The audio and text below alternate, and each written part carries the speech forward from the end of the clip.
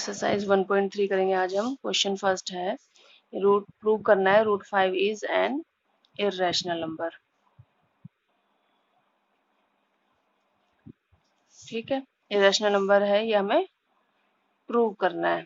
अब हमारा यहाँ जो भी हमें रैशनल प्रूव करने के लिए, इर्रेशनल प्रूव करने के लिए दिया होगा, हम उसका जस्ट अपोजिट लेकर चलेंगे। इन्होंने कहा ये इर्रेशनल है, तो हम इसका कॉन्ट्राडिक्ट लेकर चलेंगे कि ये नहीं, ये इर्रेशनल नहीं, ये तो रैशनल है। और लास्ट में जाके जो हम लेकर चल रहे हैं चीज, वो रॉन्ग प्रूफ हो जाएगी। तो हम कह देंगे कि जो हमने प्रूव किया था वो रॉन्ग था, ये तो रैशनल नहीं है, इर्रेशनल है। तो यहाँ पर हम लेट करेंगे, let us assume that root 5 is a rational number. Root 5 मेरा रैशनल नंबर हो गया।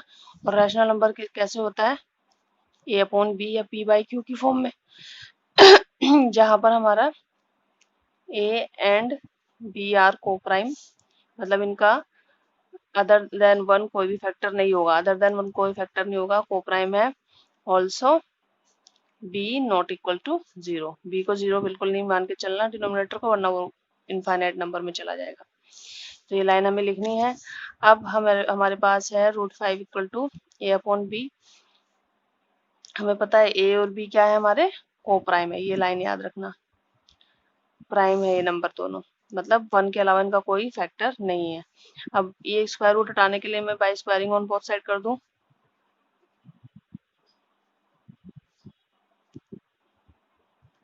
Bye squaring on both sides, तो रूट 5 की भी स्क्वायर और ए अपॉन बी की भी स्क्वायर। तो यहाँ आ गया मेरा 5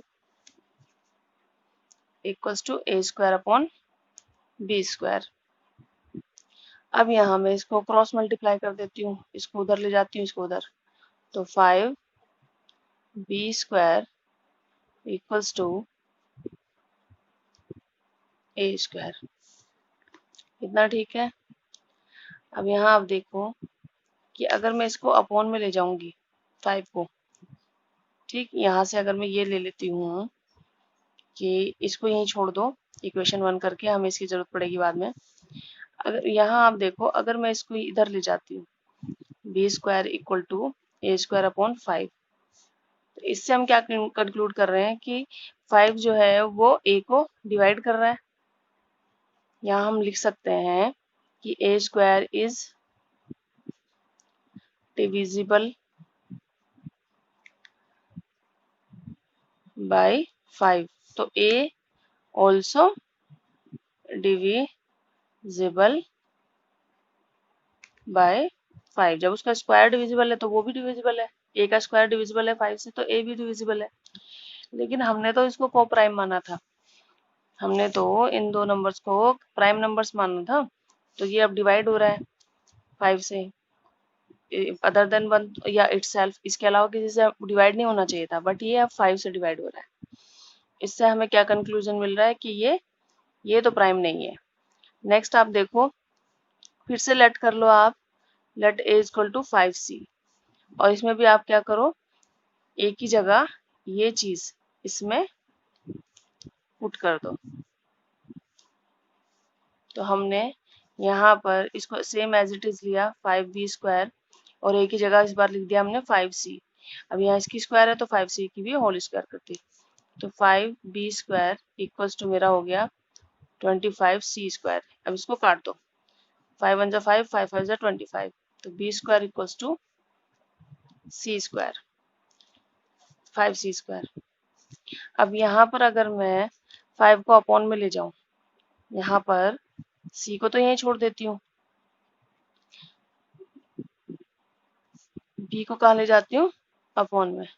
अब यहाँ भी वही चीज सेम हुई, ये वाली चीज सेम आई यहाँ पर भी।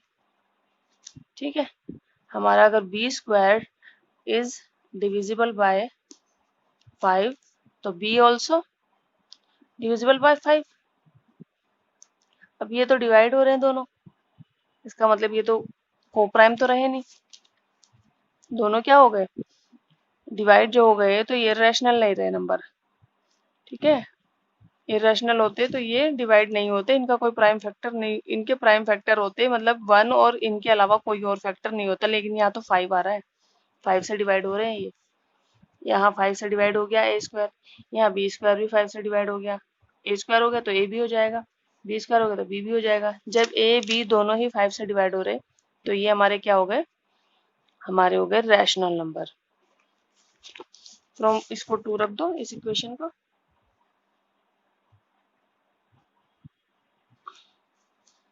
फ्रॉम 1 and 2, 1 and 2 हम इनसे क्या कंक्लूड कर सकते हैं कि A and be having common factor, common factor है इनका 5, वैसे ही को प्राइम थे, कटने नहीं चाहिए थे ये। फ्रॉम 1 and 2 हम ये कंक्लूड कर रहे हैं क्वेश्चन फर्स्ट में कि 1 में मेरा इतना आ गया था, तो इसमें मैंने देखा था कि हाँ ए स्क्वायर 5 से डिवाइड हो रहा है, जबकि ये तो को प्राइम नंबर थे ए और बी, को प्राइम माने थे हमने, इनको प्राइम मानकर चले थे दोनों को, अदर देन 1 इनका कोई फैक्टर होना नहीं चाहिए था, लेकिन ए स्क्वायर तो 5 से डिवाइड हो रहा है और यहाँ पर बी स्क्वायर भी 5 से डिवाइड हो रहा है। तो इससे हमें कंक्लूजन मिला कि हमने जो इसको मानकर चले थे रैशनल नंबर है और P by Q Q form में है, और ए और बी जो पी बाई क्यू या ए और बी जो हमने मानकर चला था अपोन में, उनके तो कॉमन फैक्टर निकल आया 5। हम कहेंगे our assumption is wrong and root 5 is an irrational number. Next question देखो, क्वेश्चन नंबर सेकंड। यहाँ पर भी सेम चीज है, हम मानकर चलेंगे इसमें भी कि इसको इरेशनल प्रूफ करना है तो रैशनल मानकर चलेंगे, हम कॉन्ट्राडिक्शन लेकर चलेंगे, विरोधाभास, हम जो भी कहा है उसका विरोध लेकर चलेंगे उसके अगेंस्ट, और बाद में जाकर हम गलत प्रूफ होंगे और ये चीज राइट प्रूफ हो जाएगी जो क्वेश्चन में पूछा गया। Let 3 plus root 5 equal to 1 upon b is a rational number where a and b are co-prime numbers, ठीक है, also b not equals to 0, same जैसे हमने फर्स्ट क्वेश्चन में किया था वही लाइन लिखनी है। अब इन्हें आप ले लो यहाँ पर a अपॉन b। अब यहाँ आपको रूट वाला इधर बचाना, बाकी सब उधर भेज देना है, तो 2√5 equal to a upon b -3 हो जाएगा, और यहाँ आपका इसको आप एलसीएम ले लो, तो एलसीएम हो गया आपका यहाँ पर 1 ले लो, एलसीएम हो गया a प्लस 3b 2√5। अब आपने 2 को अपॉन में भेज दिया तो आपका √5 equals to a plus 3b upon 2√b। तो हमारे पास इतना आ गया है क्वेश्चन। अब हम क्या करेंगे इसमें आगे, अब आगे देखिए यहाँ पर हमारा ए और बी हमने क्या मानकर चले थे, ये रैशनल, ये आपके को प्राइम इंटीजर्स हैं, को प्राइम इंटीजर नंबर्स, को प्राइम इंटीजर नंबर्स हैं, और b इक्वल्स टू नॉट 0, तो यहाँ पर ये दोनों आपके इंटीजर है तो इनका डिवीजन भी कोई इंटीजर ही आएगा जो कि रैशनल होगा। बट √5 हम ऑलरेडी प्रूफ कर चुके हैं कि √5 हमारा इरेशनल नंबर है। ए भी हमने यहाँ ऊपर एज्यूम कर लिए थे कि ये को प्राइम इंटीजर्स है, तो यहाँ इनका जो भी आपका सॉल्यूशन आएगा इसको सोल्व करने के बाद वो इंटीजर की फॉर्म में ही आएगा, ठीक। लेकिन इन्होंने कहा है कि आपका ये इंटीजर है तो रैशनल की फॉर्म में आएगा, बट हमारा √5 हम ऑलरेडी क्वेश्चन फर्स्ट में देख चुके हैं कि ये हमारा इरेशनल है, तो रैशनल इरेशनल अनइक्वल हो गई, ये इरेशनल हो गई, ये इरेशनल हो गया, ठीक है। तो हम इसमें कह सकते हैं ऐसा, मतलब हमारा assumption रॉन्ग है यहाँ पर, और √5 is N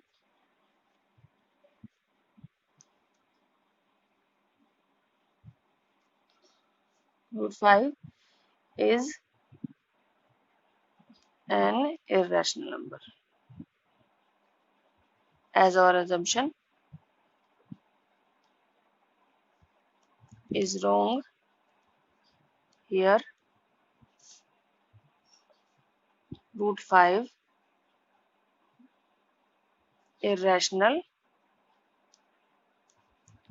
cannot be equal to rational number, rational number जो कि हमारा क्या है a plus 3b upon 2b। तो √5 हमारा रैशनल नंबर, √5 हमारा इरेशनल नंबर है, जैसे कि हमने एज्यूम किया था ऊपर। तो हमारा √5 ऑलरेडी इरेशनल हम क्वेश्चन फर्स्ट में प्रूव कर चुके हैं और वो इक्वल नहीं हो सकता इसके। ठीक, तो हमारा अजम्पशन रॉन्ग हो गया, दैट्स वाई इसमें भी लेट कर लेते हैं। Let 1/√5 √2 is an rational number, उल्टा लेकर चलेंगे, बिल्कुल opposite, is a rational number. ठीक, और किस तरह की फॉर्म में है,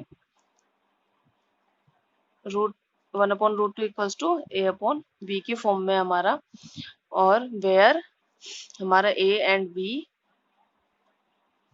आर कोप्राइम इंटीजर नंबर्स या इंटीजर्स। ठीक है, और क्या है, also b not equals to 0। यही लाइन सब में रिपीट होनी है।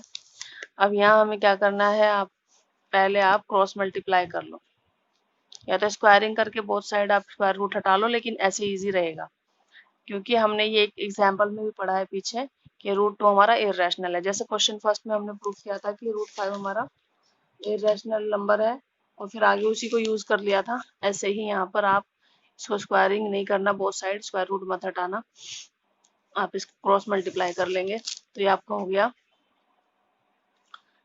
a√2 equals to b।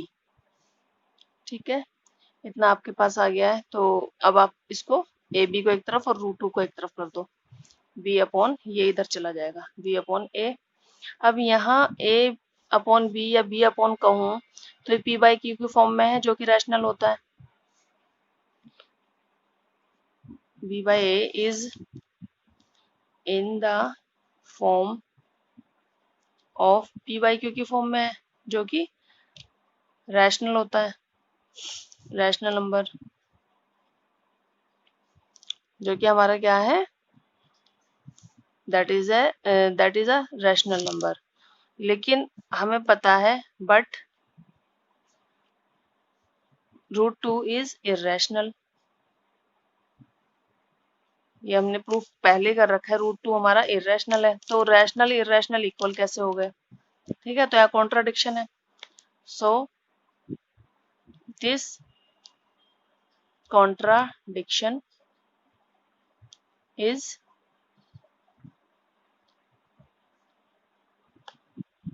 Due to over wrong assumption। ये कॉन्ट्राडिक्शन हमने जो assumption किया था ना, ये हमारा रॉन्ग प्रूफ हुआ, इसलिए आया। हम इसको रैशनल लेकर चले थे, लेकिन यहाँ तो रैशनल इरेशनल हो गए दोनों। तो यहाँ पर हमारा प्रूफ हो गया कि 1/√2 इज एन इरेशनल नंबर। ये स्टेटमेंट आप अपने हिसाब से लिख सकते हैं, ऐसा नहीं बिल्कुल रटी रटाई कोई स्टेटमेंट है, लेकिन ऊपर जो assumption है वो बिल्कुल सेम रहेगा सब में। इसी तरह से आपको बाकी क्वेश्चंस भी ट्राई करने हैं।